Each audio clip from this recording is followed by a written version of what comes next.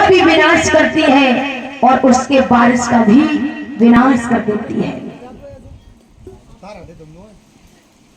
इसी कारण से राजा की परीक्षित की मति भ्रष्ट हुई थी।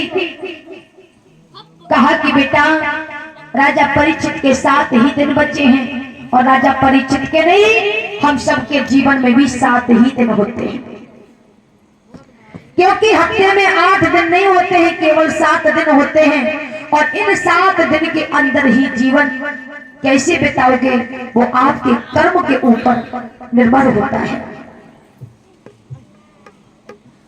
जाकर के सोने का मुकुट जो था सर से उतार दिया, उतार करके जैसे ही रखा तो राजा परीक्षित की मति यानी ठिकाने पर आ गई और हाथ मलते हुए बोले कि आज तो लगता है कि इन हाथों से किसी संत का अपमान हो गया।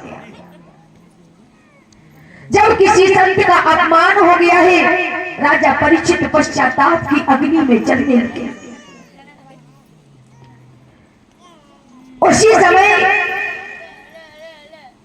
श्रृंगी ऋषि सहपाठियों के साथ में राजा परीक्षित के पास आई कि हे राजन, तुम्हारे जीवन के 7 ही दिन बचे हैं, तुमको श्राप लग चुका है, अब तुम क्या करोगे? 7 दिन में कैसे मुक्ति प्राप्त करोगे वो तुम जानो।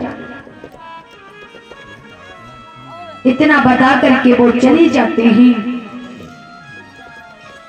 राजा परीक्षित सोचने लगे, अच्छा मौका मिला है मुझे, क्योंकि संसार में अब तक मैं इस संसार में आसक्त था।